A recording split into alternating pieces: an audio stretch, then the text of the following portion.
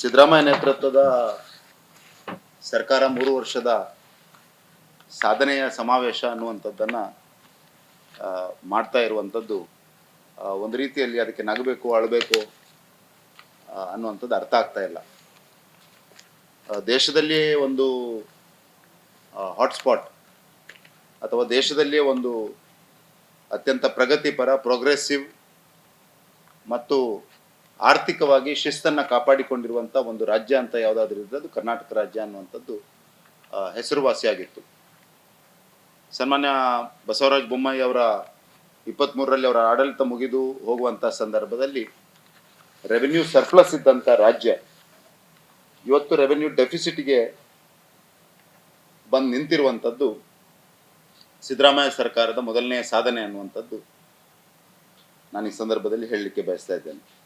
ಕಳೆದ 3 ವರ್ಷದಲ್ಲಿ ಸಿದ್ದರಾಮಯ್ಯ ನೇತೃತ್ವದ ಸರ್ಕಾರ ಮಾಡಿರೋದೇನೆಂದರೆ ಅತ್ಯಂತ ಪ್ರಗತಿಪರವಾದದ್ದು ಇದ್ದಂಥ ರಾಜ್ಯವನ್ನ ತಮ್ಮ ಅಸಾಧಾರಣ ಪ್ರಯತ್ನದಿಂದ ಒಂದು ರೀತಿಯಲ್ಲಿ ಋಣಭಾರವಾದಂಥ ರಾಜ್ಯವನ್ನಾಗಿ ಪರಿವರ್ತಿಸಿದೆ. The state is in a loop of indebtedness. ಇದನ್ನ ಭಾರತೀಯ ಜನತಾ ಪಾರ್ಟಿ ಹೇಳ್ತಾ ಇಲ್ಲ, ಇದನ್ನ CAG ರಿಪೋರ್ಟ್ ಹೇಳ್ತಾ ಇದೆ. CAGಯ 2 ಕನ್ಸಿಕ್ಯೂಟಿವ್ ರಿಪೋರ್ಟ್ನಲ್ಲಿ ಈ ರಾಜ್ಯ ಲೂಪ್ ಆಫ್ ಇಂಡೆಪ್ಟೆಡ್ನೆಸ್ ನಲ್ಲಿ ಇದೆ ಅನ್ನುವಂಥದ್ದನ್ನ ಹೇಳ್ತಾ ಇದ್ದಾರೆ. ಸಿದ್ದರಾಮಯ್ಯನವರು ಸಾಧನಾ ಸಮಾವೇಶದಲ್ಲಿ ಇದಕ್ಕೆ ಉತ್ತರವನ್ನು ಕೊಟ್ಟಿದ್ದಾರಾ ಅನ್ನುವಂಥದ್ದು ನಮಗಿರುವಂಥದ್ದು ಮೊದಲನೇ ಪ್ರಶ್ನೆ. ಸಾಮಾನ್ಯ ಜನ ಇವತ್ತು ಪ್ರತಿಯೊಂದಕ್ಕೂ ಬೆಲೆಯನ್ನ ತೆರಬೇಕಾದ ಪರಿಸ್ಥಿತಿ ಬಂದಿದೆ. ಈ ರೀತಿಯಾದಂಥ ಒಂದು ಆರ್ಥಿಕ ಪರಿಸ್ಥಿತಿಯ ಕಾರಣಕ್ಕೆ 2.5 ಲಕ್ಷ PM ಆವಾಸ್ ಯೋಜನೆ ಅರ್ಬನ್ PMAY ಅರ್ಬನ್ ಸೆಂಟರ್ನಿಂದ ಸ್ಯಾಂಕ್ಷನ್ ಆಗಿದೆ. ಅದರಲ್ಲಿ ಹೆಚ್ಚು ಕಡಿಮೆ ಅರ್ಧಕ್ಕಿಂತಲೂ ಹೆಚ್ಚಿನದು ಇನ್ಕಂಪ್ಲೀಟ್ ಆಗಿದೆ ಅನ್ನುವಂಥದ್ದನ್ನ ಈ ಸಂದರ್ಭದಲ್ಲಿ ಹೇಳಲಿಕ್ಕೆ ಬಯಸ್ತಾ ಇದ್ದೇನೆ. ಪ್ರಧಾನಮಂತ್ರಿ ಆವಾಸ್ ಯೋಜನೆ ಗ್ರಾಮೀಣ ಪರಿಸ್ಥಿತಿಯು ಇದೇ ರೀತಿಯಲ್ಲಿ ಇದೆ. ಕೇವಲ ಆರ್ಥಿಕ ಪರಿಸ್ಥಿತಿಯ ಬಗ್ಗೆ ಮಾತನಾಡಬೇಕಾದ್ರೆ ಫೈನಾನ್ಷಿಯಲ್ ಇಯರ್ 23-24ರಲ್ಲಿ ರೆವೆನ್ಯೂ 1.8% ಇನ್ಕ್ರೀಸ್ ಆಗಿದ್ರೆ ಎಕ್ಸ್ಪೆಂಡಿಚರ್ 12.5% ಇನ್ಕ್ರೀಸ್ ಆಗಿದೆ. ಇವತ್ತು ಕರ್ನಾಟಕ ರಾಜ್ಯದ revenue deficit 9,271 crore in 1 year.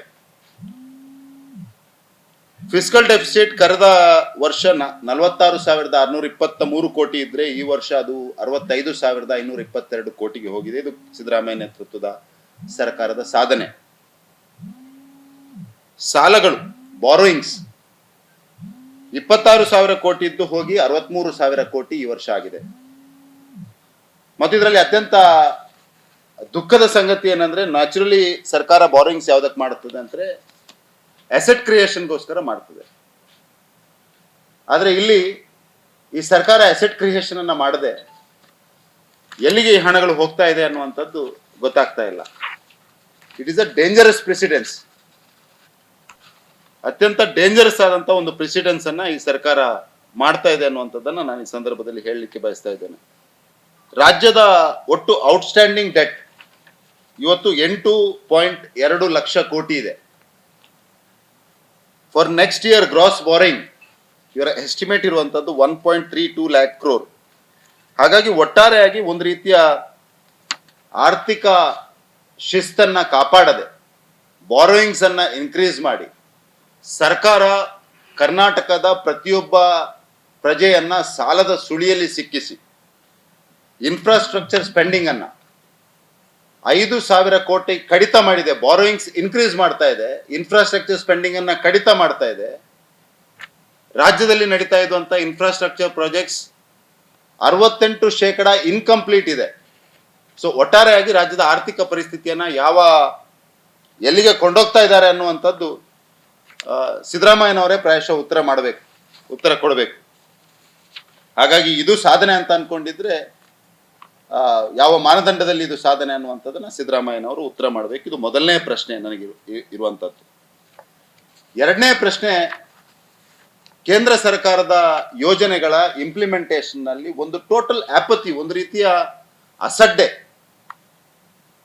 ಮುಖ್ಯಮಂತ್ರಿಯ ಈ ಅಸಡ್ಡೆಯ ವಾತಾವರಣದಿಂದಾಗಿ ಇವತ್ತು ಕೆಳ ಹಂತದ ಅಧಿಕಾರಿಗಳವರೆಗೆ ಕೇಂದ್ರ ಸರ್ಕಾರದ ಯೋಜನೆಗಳನ್ನು ಇಂಪ್ಲಿಮೆಂಟ್ ಮಾಡೋದಲ್ಲಿ ಒಂದು ರೀತಿಯ ತಾತ್ಸಾರ, ಅಸಡ್ಡೆ, ಮೋದಿಗೆ ಹೆಸರು ಬರಬಾರ್ದು, ಭಾರತೀಯ ಜನತಾ ಪಾರ್ಟಿಯ ಕೇಂದ್ರ ಸರ್ಕಾರಕ್ಕೆ ಹೆಸರು ಬರಬಾರ್ದು ಅನ್ನುವ ರೀತಿಯ ಒಂದು ವಾತಾವರಣವನ್ನು ಸೃಷ್ಟಿಸಿದ್ದಾರೆ. ನಾನಿದಕ್ಕೆ ಹಲವಾರು ಉದಾಹರಣೆಗಳನ್ನು ಕೊಡಬಹುದು. ಮೊದಲನೇದಾಗಿ ನಾನು ಹೇಳಬೇಕಾದ್ರೆ PM ಆವಾಸ್ ಯೋಜನೆಯ ಬಗ್ಗೆ ನಾನು ಈಗಾಗಲೇ ಹೇಳಿದೆ. ಇದನ್ನು ನಾನು ಹಿಂದೆ ಪಾರ್ಲಿಮೆಂಟ್ನಲ್ಲೂ ಕೂಡ ಉಲ್ಲೇಖವನ್ನ ಮಾಡಿದ್ದೆ ಮತ್ತು ನಮ್ಮ ಶಾಸಕರುಗಳ ಜೊತೆ ಮಾತನಾಡಿದ್ದೆ. ಶಾಸಕರುಗಳು ಸದನದಲ್ಲಿ ಕೂಡ ಇದನ್ನ ಪ್ರಶ್ನೆಯನ್ನ ಮಾಡಿದ್ರು. ಪ್ರಧಾನ ಮಂತ್ರಿ ಆವಾಸ್ ಯೋಜನೆ ಅರ್ಬನ್ ಕರ್ನಾಟಕ ರಾಜ್ಯದಲ್ಲಿ ಒಟ್ಟು 6.38 ಲ್ಯಾಕ್ ಮನೆಗಳು ಸ್ಯಾಂಕ್ಷನ್ ಆಗಿದ್ರೆ 3.86 ಲ್ಯಾಕ್ ಕಂಪ್ಲೀಟ್ ಆಗಿರುವಂಥದ್ದು. ಅಂದ್ರೆ ಹೆಚ್ಚು ಕಡಿಮೆ 2.5 ಲಕ್ಷಕ್ಕಿಂತ ಹೆಚ್ಚಿನ ಮನೆಗಳು ಇನ್ಕಂಪ್ಲೀಟ್ ಆಗಿದೆ. ಇದು ministry of housing and urban affairs ಲೋಕಸಭಾದಲ್ಲಿ ಕೊಟ್ಟಿರುವಂತ ರಿಪ್ಲೈನಲ್ಲಿ ಇರುವಂತದ್ದು. ಇದನ್ನು ನಮ್ಮ ಸದಸ್ಯರು ಪ್ರಧಾನಮಂತ್ರಿ ಆವಾಸ್ ಯೋಜನೆಯನ್ನ ಯಾಕೆ ಇಂಪ್ಲಿಮೆಂಟ್ ಮಾಡ್ತಾ ಇಲ್ಲ ಅನ್ನುವಂಥದ್ದನ್ನ ಸದನದಲ್ಲಿ ಕೇಳಿದ್ರೆ ಒಂದು ರೀತಿಯ ಬಾಲಿಶವಾದಂಥ ಉತ್ತರವನ್ನ ಹೌಸಿಂಗ್ ಮಿನಿಸ್ಟರ್ ಜಮೀರ್ ಅಹಮದ್ ಖಾನ್ ಅವರು ಸದನದಲ್ಲೇ ಕೊಡ್ತಾರೆ. ಅಂದ್ರೆ ಇಷ್ಟಲ್ಲಿ ಹಣ ಮನೆ ಕಟ್ಟಲಿಕ್ಕೆ ಆಗ್ತದ ಅನ್ನುವಂಥ ಒಂದು ರೀತಿಯ ವಿಚಿತ್ರವಾದ ಉತ್ತರವನ್ನ. ಬೇಸಿಕಲಿ ಪ್ರಶ್ನೆ ಇರುವಂಥದ್ದು ಇಷ್ಟೇ: ಸಿದ್ದರಾಮಯ್ಯ ನೇತೃತ್ವದ ಸರ್ಕಾರ ತನ್ನ ಆರ್ಥಿಕ ಶಿಸ್ತಿನ ಕೊರತೆಯ ಕಾರಣಕ್ಕೆ, ಕೇಂದ್ರ ಸರ್ಕಾರದ ಯೋಜನೆಗಳಿಗೆ ತನ್ನ ಶೇರನ್ನು ಕೊಡಲಿಕ್ಕೆ ಆಗದಿರುವ ಕಾರಣಕ್ಕೆ ಮತ್ತು ಜನರಿಗೆ ತಪ್ಪು ಭರವಸೆಗಳನ್ನು ಕೊಟ್ಟು ಅದನ್ನ ಪೂರ್ತಿ ಮಾಡಲಿಕ್ಕೆ ಸಾಧ್ಯ ಇರೋ ಕಾರಣಕ್ಕೆ ಮಾತ್ರ ಅಲ್ಲ, ಕೇಂದ್ರ ಸರ್ಕಾರ ಮತ್ತು ನರೇಂದ್ರ ಮೋದಿ ಮತ್ತು ಭಾರತೀಯ ಜನತಾ ಪಾರ್ಟಿಗೆ ಕ್ರೆಡಿಟ್ ಹೋಗಬಾರ್ದು ಅನ್ನುವ ಕಾರಣಕ್ಕೆ ಕೇಂದ್ರ ಸರ್ಕಾರದ ಯೋಜನೆಗಳ ಇಂಪ್ಲಿಮೆಂಟೇಷನ್ ಅಲ್ಲಿ ಫೇಲಿಯರ್ ಅನ್ನ ಮಾಡ್ತಾ ಇದೆ. ಕೇಂದ್ರ ಸರ್ಕಾರದ್ದು ಮಾತ್ರವಾ ಅಂತ ಕೇಳಿದ್ರೆ ಬಡವರ ಹೊಟ್ಟೆಗೊಡಿಯುವ ಕೆಲಸವನ್ನ ಎಲ್ಲ ಯೋಜನೆಗಳು ಮಾಡ್ತಾ ಇದ್ದಾರೆ. ಕೇವಲ ಒಂದು ಉದಾಹರಣೆಯನ್ನು ಕೊಡ್ತೇನೆ. ಕ್ಷೀರಧಾರೆಯ ಬಗ್ಗೆ ಭಾರಿ ಕ್ಲೈಮ್ ಮಾಡಿಕೊಂಡು ಸಿದ್ದರಾಮಯ್ಯನವರು ನಾನು ಅನ್ನಭಾಗ್ಯ ಕೊಟ್ಟೆ, ಕ್ಷೀರಧಾರೆ ಕೊಟ್ಟೆ, ಮೊಟ್ಟೆ ಭಾಗ್ಯ ಕೊಟ್ಟೆ ಅನ್ನುವಂಥದ್ದನ್ನ ಹೇಳ್ತಾ ಇದ್ದ ಸಿದ್ದರಾಮಯ್ಯನವರು ಇವತ್ತು 38 ಲಕ್ಷ ಡೈರಿ ಫಾರ್ಮರ್ಸ್ಗೆ ಅನ್ಯಾಯವನ್ನು ಮಾಡಿದ್ದಾರೆ. 800 ಕೋಟಿ ಹಣ, ಜನರಿಗೆ ಹೋಗಬೇಕಾದಂತ ಹಣ ಕಳೆದ 9 ತಿಂಗಳಿಂದ ಹೋಗ್ತಾ ಇಲ್ಲ. 9 ತಿಂಗಳಿಗೆ 110 ಕೋಟಿ ಸರ್ಕಾರ ಇದಕ್ಕೆ ತೆಗೆದಿಡಬೇಕು. ರೈತರಿಗೆ ಸಿಗುವಂತ ಸಬ್ಸಿಡಿ, ನಮ್ಮ ಹಲವಾರು ವರ್ಷಗಳಿಂದ ಕೃಷಿ ಕ್ಷೇತ್ರದಲ್ಲಿ ಕೆಲಸ ಮಾಡ್ತಿರುವಂತ ಶಾಂತಿ ಪ್ರಸಾದ್ ಇದ್ದಾರೆ, ಅವ್ರಿಗೆ ಗೊತ್ತಿದೆ. ಇವತ್ತು ನೀವು ನಾನು ವಿನಂತಿ ಮಾಡೋದು ಪತ್ರಕರ್ತರಲ್ಲಿ, ಬೆಳಿಗ್ಗೆ ಹಾಲು ಹಾಕ್ಲಿಕ್ಕೆ ಹೋಗುವಂತ ಹೈನುಗಾರಿಕೆ ನಡೆಸ್ತಾ ಇರುವಂತ ಆ ಮಹಿಳೆಯರ ಹತ್ರ ಕೇಳಿದ್ರೆ ಗೊತ್ತಾಗ್ತದೆ, ಕ್ಷೀರಧಾರೆಯ ಹಣ 9 ತಿಂಗಳಿಂದ ಬಂದಿಲ್ಲ. ಇದು ಸಿದ್ದರಾಮಯ್ಯನವರ ಸಾಧನೆ ಅನ್ನುವಂಥದ್ದು ನಮಗಿರುವಂತ ಪ್ರಶ್ನೆ. SCP TCP ಫಂಡ್ನ ಬಗ್ಗೆ ನಮ್ಮ ಶಾಸಕರುಗಳೆಲ್ಲ ಸದನದಲ್ಲೂ ಕೂಡ ಮಾತನಾಡಿದ್ದಾರೆ ಮತ್ತು ಭಾರತೀಯ ಜನತಾ ಪಾರ್ಟಿ ಇದನ್ನ ತುಂಬಾ ಸೀರಿಯಸ್ ಆಗಿ ಟೇಕಪ್ ಮಾಡಿತ್ತು. ಒಟ್ಟು 15,000 ಕೋಟಿ ಕಾರ್ಪಸ್ ಅನ್ನ 26-27 ಇದರಲ್ಲಿ ಅದನ್ನ ಡೈವರ್ಟ್ ಮಾಡಿದೆ. ಎಲ್ಲಿಗೆ ಅನ್ನುವಂಥದ್ದು ನಮ್ಗೆ ಗೊತ್ತಿಲ್ಲ. 15,000 ಕೋಟಿ SCB ಡೆಕ್ಕನ್ ಹೆರಾಲ್ಡ್ನ ಪತ್ರಿಕೆಯಲ್ಲೂ ಕೂಡ ಬಂದಿದೆ. ನಾನು ಸಬ್ಸ್ಟಾನ್ಶಿಯೇಟ್ ಮಾಡಬೇಕಾದ್ರೆ ಪತ್ರಿಕೆಯಲ್ಲೂ ಕೂಡ ಬಂದಿದೆ. ಹಾಗಾಗಿ ಪತ್ರಿಕೆಯಲ್ಲೂ ಬಂದ್ರು ಅದಕ್ಕೆ ಉತ್ತರ ಇಲ್ಲ, CAG ರಿಪೋರ್ಟ್ನಲ್ಲಿ ಬಂದ್ರು ಉತ್ತರ ಇಲ್ಲ, ವಿರೋಧ ಪಾರ್ಟಿ ಕೇಳಿದ್ರು ಉತ್ತರ ಇಲ್ಲ, ಜನ ಕೇಳಿದ್ರು ಉತ್ತರ ಇಲ್ಲ, ಹೈನುಗಾರರು ಕೇಳಿದ್ರು ಉತ್ತರ ಇಲ್ಲ, ಯಾರು ಕೇಳಿದ್ರು ಉತ್ತರ ಇಲ್ಲ. ಒಂದು ರೀತಿಯ ಉಡಾಫೆಯ, ಅಸಡ್ಡೆಯ, ಲಜ್ಜೆಗೆಟ್ಟ ಸರ್ಕಾರ ಈ ರಾಜ್ಯದಲ್ಲಿ ಇರೋದು. ಮಾತ್ರ ಅಲ್ಲ, ಸಿದ್ದರಾಮಯ್ಯನವರು ಇಷ್ಟು ವರ್ಷ ರಾಜಕೀಯ ಮಾಡಿ ಕೊನೆ ಹಂತದಲ್ಲಿ ಯಾಕೆ ಮಾಡ್ತಾ ಇದ್ದಾರೆ ಅನ್ನುವಂಥದ್ದು ನನಗೆ ಗೊತ್ತಾಗ್ತಾ ಇಲ್ಲ. ಬೆಂಗಳೂರಿನ ಬಗ್ಗೆ ನಾನು ಮಾತನಾಡ್ಲಿಕ್ಕೆ ಹೋಗೋದಿಲ್ಲ. ಅದು ಇವತ್ತು ಎಲ್ಲ ಪತ್ರಿಕೆಗಳಲ್ಲೂ ಕೂಡ ಬೆಂಗಳೂರಿನ ಪರಿಸ್ಥಿತಿ, ಬೆಂಗಳೂರಿನ ಟ್ರಾಫಿಕ್ನ ಪರಿಸ್ಥಿತಿ, ಬೆಂಗಳೂರಿನ ಸಮಸ್ಯೆಗಳ ಬಗ್ಗೆ ಇದೆ. ಹಾಗಾಗಿ ಒಟ್ಟಾರೆಯಾಗಿ ಈ ಸರ್ಕಾರ ಒಂದು ರೀತಿಯಲ್ಲಿ ಕೊಲ್ಯಾಪ್ಸ್ ಆಗಿ ಆರ್ಥಿಕ ಶಿಸ್ತನ್ನು ಮೇಂಟೈನ್ ಮಾಡದೆ, ಕೇಂದ್ರ ಸರ್ಕಾರದ ಯೋಜನೆಗಳ ಇಂಪ್ಲಿಮೆಂಟೇಷನ್ ಅಲ್ಲಿ ಸಮಸ್ಯೆಗಳನ್ನು ಮಾಡಿಕೊಂಡು, ವರ್ಗಾವಣೆ ಮತ್ತು ಕಮಿಷನ್ ದಂಧೆಯನ್ನು ನಡೆಸಿಕೊಂಡು, ಹಲವಾರು ಹಗರಣಗಳನ್ನು ಮಾಡಿಕೊಂಡು ಸರ್ಕಾರವನ್ನು ನಡೆಸ್ತಾ ಇರುವಂಥದ್ದು ತಮ್ಮೆಲ್ಲರ ಗಮನಕ್ಕೆ ತರಲಿಕ್ಕೆ ಬಯಸ್ತಾ ಇದ್ದೇನೆ. ನಾನು ಕೇವಲ ದಕ್ಷಿಣ ಕನ್ನಡ ಜಿಲ್ಲೆಯ ಬಗ್ಗೆ ಹೇಳಬೇಕಾದ್ರೆ, ಕೇವಲ ಆರೋಗ್ಯ ಇಲಾಖೆಯಲ್ಲಿ ಕಳೆದ 2 ವರ್ಷದಲ್ಲಿ 25 ಕೋಟಿಗಿಂತ ಹೆಚ್ಚಿನ CSR ಫಂಡ್ಸ್ನಿಂದ ವೆನ್ಲಾಕ್ ಮತ್ತು ಲೇಡಿ ಗೋಷನ್ ಮತ್ತು ಜಿಲ್ಲೆಯ ಕೊಕ್ಕಡದಲ್ಲಿ ಪಾಲನಾ ಕೇಂದ್ರಗಳು, ಈ ರೀತಿ ಹಲವಾರು ಹಣವನ್ನು CSRನ ಮುಖಾಂತರ ನಡೆಸುವಂತ ಪರಿಸ್ಥಿತಿಗೆ ಸರ್ಕಾರ ಬಂದಿದೆ. ಸರ್ಕಾರ 1 ರೂಪಾಯಿಯನ್ನ ಆರೋಗ್ಯ ಇಲಾಖೆ ಕೊಡ್ತಾ ಇಲ್ಲ, ಶಾಲೆಗಳಿಗೆ ಕೊಡ್ತಾ ಇಲ್ಲ, ಆ, ಆ, ಸಂಬಳಗಳನ್ನು ಕೊಡ್ತಾ ಇಲ್ಲ, ಹೊಸ ನೇಮಕಾತಿಗಳನ್ನು ಮಾಡ್ತಾ ಇಲ್ಲ. ಹಾಗಾದ್ರೆ ಯಾವ ರೀತಿಯ ಫೈನಾನ್ಷಿಯಲ್ ಮೆಸ್ ಅನ್ನ ಇವರು ಕ್ರಿಯೇಟ್ ಮಾಡಿದ್ದಾರೆ ಅನ್ನುವಂಥದ್ದು ಹೇಳಲಿಕ್ಕೆ ಬಯಸ್ತಾ ಇದ್ದೇನೆ.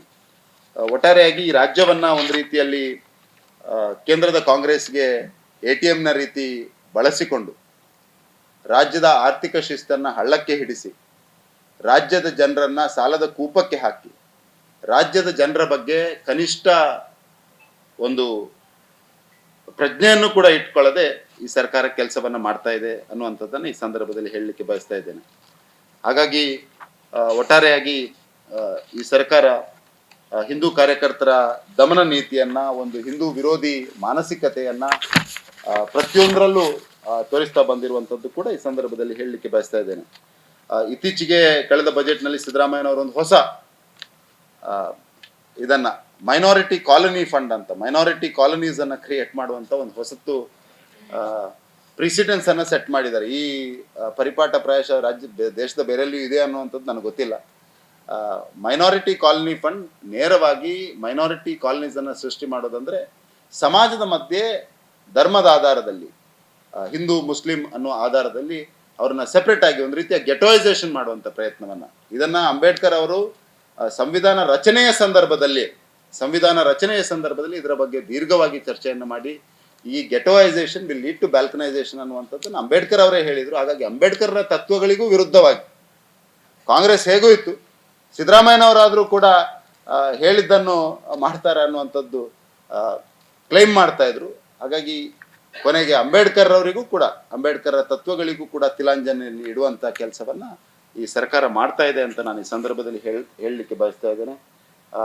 ಭಾರತೀಯ ಜನತಾ ಪಾರ್ಟಿ ಈ ಸರ್ಕಾರದ ಎಲ್ಲ ವಿಷಯಗಳನ್ನ ಕೂಡ ಮುಂದಿಟ್ಕೊಂಡು ಜನರ ಮಧ್ಯೆ ಹೋಗಿ, ಜನರ ಮಧ್ಯೆ ಚರ್ಚೆಯನ್ನ ಮಾಡಿ, ಜನಾಭಿಪ್ರಾಯವನ್ನ, ಈ ಸರ್ಕಾರದ ಏನು ಜನಾಭಿಪ್ರಾಯ ಈ ಸರ್ಕಾರದ ವಿರುದ್ಧ ಇದೆ ಅದಕ್ಕೆ ಒಂದು ವೇದಿಕೆಯನ್ನು ಸೃಷ್ಟಿ ಮಾಡಿ, ಮುಂದಿನ ದಿವಸದಲ್ಲಿ ಈ ರಾಜ್ಯದಲ್ಲಿ ಚುನಾವಣೆ ಆಗುವಂತ ಸಂದರ್ಭದಲ್ಲಿ ಜನರ ಅಭಿಪ್ರಾಯವನ್ನ, ವಿಶ್ವಾಸವನ್ನ ಪಡೆದುಕೊಂಡು ಮುಂದಿನ ದಿವಸದಲ್ಲಿ ಈ ರಾಜ್ಯದಲ್ಲಿ ಭಾರತೀಯ ಜನತಾ ಪಾರ್ಟಿ ಸರ್ಕಾರ ಬಂದಂತ ಸಂದರ್ಭದಲ್ಲಿ ಪ್ರಧಾನಮಂತ್ರಿ ನರೇಂದ್ರ ಮೋದಿ ಅವರ ಯೋಜನೆಗಳನ್ನು ಅತ್ಯಂತ ಪರಿಣಾಮಕಾರಿಯಾಗಿ ರಾಜ್ಯದಲ್ಲಿ ಅನುಷ್ಠಾನ ಮಾಡಲಿಕ್ಕೆ ಪ್ರಯತ್ನವನ್ನು ಮಾಡ್ತೇವೆ. ಈ ಸರ್ಕಾರದ ಮೇಲೆ ಮತ್ತೊಮ್ಮೆ ಆಗ್ರಹವನ್ನು ಮಾಡ್ತಾ ಇದ್ದೇವೆ, ಸಿದ್ದರಾಮಯ್ಯ ನೇತೃತ್ವದ ಸರ್ಕಾರದ ಮೇಲೆ.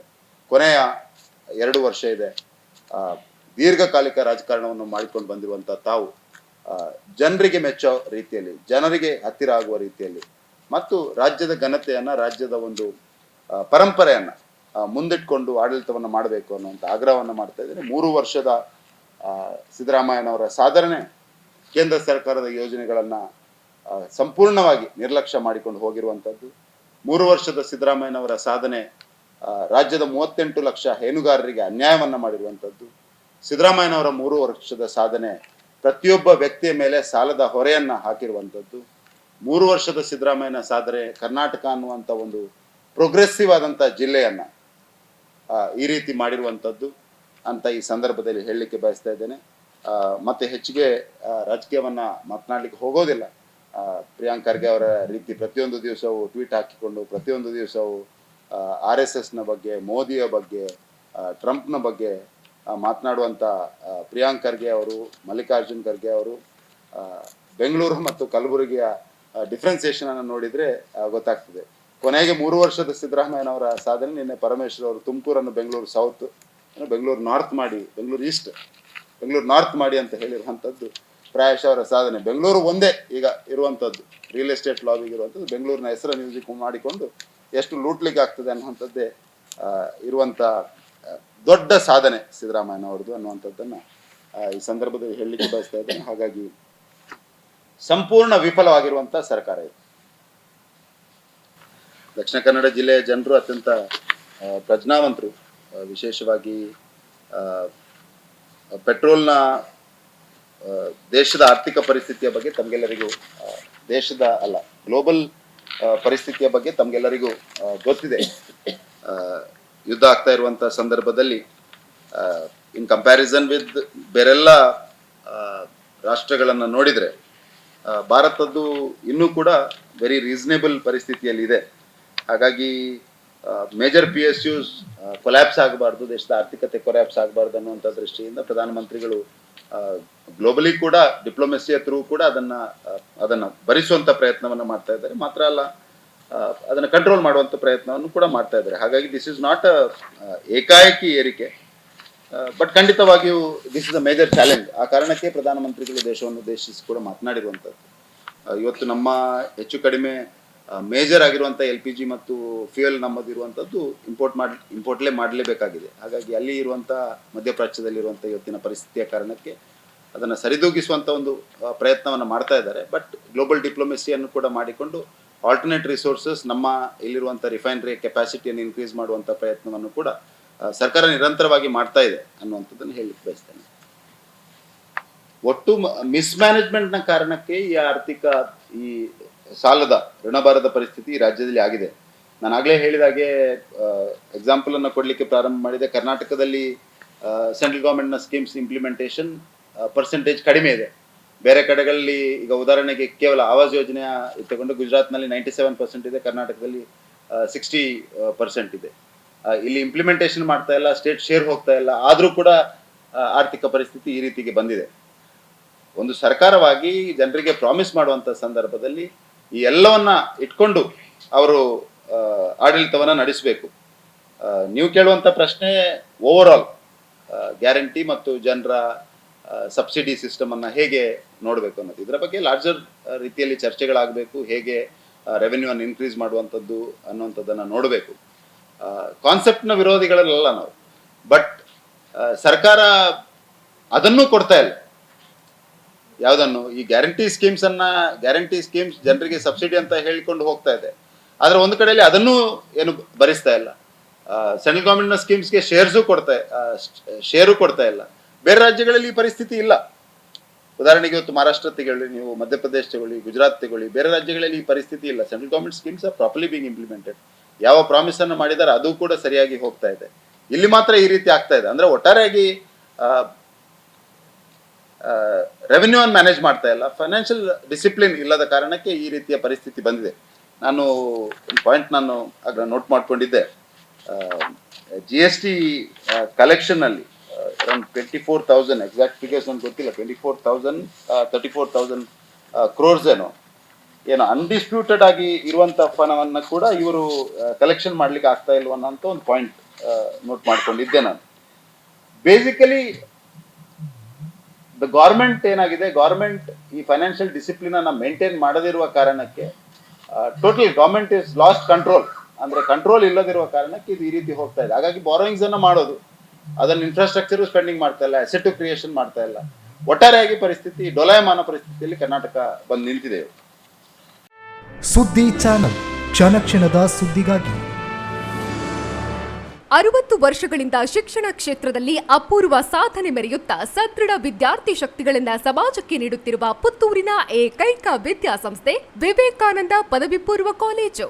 98% ಅಧಿಕ ಅಂಕಗಳನ್ನು ಪಡೆದಿರುವ ವಿದ್ಯಾರ್ಥಿಗಳಿಗೆ ಉಚಿತ ಶಿಕ್ಷಣ, ರಾಷ್ಟ್ರ ಅಂತಾರಾಷ್ಟ್ರೀಯ ಮಟ್ಟದ ಸಾಧಕ ವಿದ್ಯಾರ್ಥಿಗಳಿಗೆ ಶುಲ್ಕದಲ್ಲಿ ರಿಯಾಯಿತಿ, ಅನುಭವಿ ಅಧ್ಯಾಪಕ ವೃಂದ, ವಿಶಾಲವಾದ ಪ್ರಯೋಗಾಲಯ, ಗ್ರಂಥಾಲಯ, ನೀಟ್, ಜೆಇಇ, ಸಿಇಟಿ ಹಾಗೂ ಸಿಎ ಫೌಂಡೇಶನ್ ಕೋರ್ಸ್ಗಳಿಗೆ ತರಬೇತಿ, IAS, IPS ನಂತಹ ಸ್ಪರ್ಧಾತ್ಮಕ ಪರೀಕ್ಷೆಗಳಿಗೆ ತರಬೇತಿ, ವಾಣಿಜ್ಯ ವಿಭಾಗದ ವಿದ್ಯಾರ್ಥಿಗಳಿಗಾಗಿ CSEET ಹಾಗೂ ಸರ್ಟಿಫಿಕೇಟ್ ಕೋರ್ಸ್ಗಳಿಗೆ ತರಬೇತಿ, ವಿಕಸನ ಟಿವಿ ಹಾಗೂ radio Panchajanya 90.8 FM, college bus ವ್ಯವಸ್ಥೆ, ಕ್ರೀಡೆಗೆ ಒತ್ತು ಕೊಟ್ಟು ವಿಶಾಲವಾದ ಕ್ರೀಡಾಂಗಣ, ವಿದ್ಯಾರ್ಥಿನಿಯರಿಗಾಗಿ ಕಾಲೇಜ್ ಕ್ಯಾಂಪಸ್ನಲ್ಲೇ ಪ್ರತ್ಯೇಕ ವಸತಿ ನಿಲಯಗಳು, ಅರ್ಹ ಬಡ ಪ್ರತಿಭಾವಂತ ವಿದ್ಯಾರ್ಥಿಗಳಿಗಾಗಿ ಹಲವು ವಿದ್ಯಾರ್ಥಿ ವೇತನಗಳು, ರಾಷ್ಟ್ರ ಅಂತಾರಾಷ್ಟ್ರೀಯ ಮಟ್ಟದಲ್ಲಿ ವಿದ್ಯಾರ್ಥಿಗಳ ಸತತ ಸಾಧನೆ.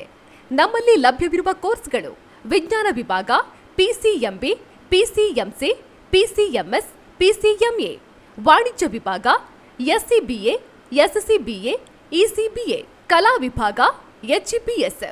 ವಿವೇಕಾನಂದ ಪದವಿ ಪೂರ್ವ ಕಾಲೇಜು, ನೆಹರು ನಗರ, ಪುತ್ತೂರು.